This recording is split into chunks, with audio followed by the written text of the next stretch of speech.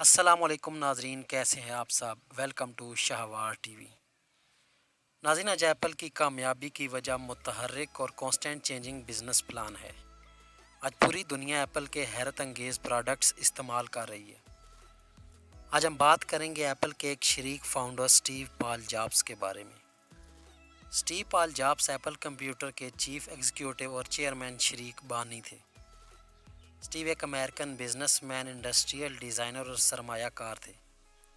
Steve کے والد ایک پولیٹیکل سائنس پروفیسر تھے اور والدہ ایک اسپیچ تھراپسٹ تھی۔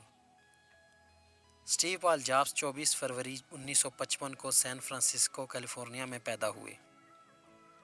زین بدھزم کی تعلیم حاصل کرنے کے لیے 1974 میں بھارت کے ذریعے سفر بھی کیا۔ ناظرین، سٹیو اور وزنیک نے 1976 میں وزنیک کا ایک پرسنل کمپیوٹر فروخت کرنے کے لیے ایپل کو قائم کیا اور ایک ہی سال کے اندر شہرت اور دولت دونوں حاصل کر لیں۔ سٹیو نے سال 1979 میں زیراکس آلٹو کی تجارتی صلاحیت دیکھی، جس میں وسعت شدہ اور GUI یعنی گرافیکل یوزر انٹرفیس تھا۔ ناظرین، سال 1980 میں ایپل ایک پبلک ٹریڈڈ کمپنی بن گئی جس کی مارکیٹ ویلیو $1.2 بلین تھی، اور سال 1984 میں ایپل نے میکنٹاش آپریٹنگ سسٹم کو جاری کیا، لیکن کچھ خاص کامیابی نہ ملنے کی بنا پر کمپنی کے ایگزیکٹوز نے پال کو باہر نکالنے کا ڈان لیا، اور اس کی وجہ ایک آفیشیل ٹائٹل کا نہ ہونا بھی تھا۔ اس طرح سٹیو نے سال 1985 میں ایپل کو چھوڑ دیا۔ سٹیو نے نیکسٹ انکارپوریٹڈ کو نامزد کرنے والے ایک سافٹ ویئر اور ہارڈ ویئر انٹرپرائز کو شروع کیا۔ کمپنی نے اس کے خصوصی آپریٹنگ سسٹم کو مرکزی دہارے میں فروخت کرنے کی کوششوں میں آگاہ کیا۔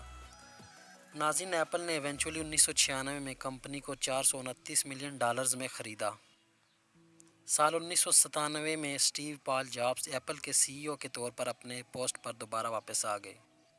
ناظرین، جب سٹیو کمپنی میں واپس آئے تو اس وقت کمپنی کی 250 سے زائد پروڈکٹس تھی۔ سٹیو نے ان پروڈکٹس کی تعداد کچھ ہی سالوں میں 10 کر دی۔ ان کا خیال تھا کہ ہمیں کوانٹٹی سے زیادہ کوالٹی پر فوکس کرنا ہے۔ ناظرین، ایپل کی انقلابی مصنوعات جس میں آئی پوڈ، آئی فون اور آئی پیڈ شامل ہیں، اب جدید ٹیکنالوجی کا ارتقا بن گئے۔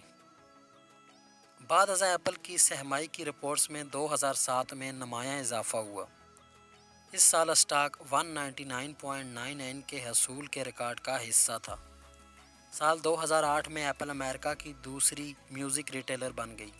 ناظرین، 5 اکتوبر 2011 کو پینکریاٹک کینسر کے باعث سٹیو کی ڈیتھ ہو گئی۔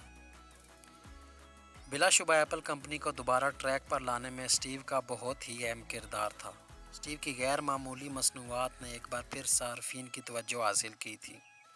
بہرحال ناظرین، اس وقت کمپنی میں 1,37,000 امپلائیز اب بھی کام کر رہے ہیں۔ اس کی نیٹ انکم $55.266 بلین ہے، اور اس کے ٹوٹل ایسٹس $338.516 بلین ہیں۔ آج کی ویڈیو یہیں تک تھی۔ امید آپ کو یہ ویڈیو پسند آئی ہوگی۔ ایسی مزید ویڈیوز دیکھنے کے لیے ہمارا چینل سبسکرائب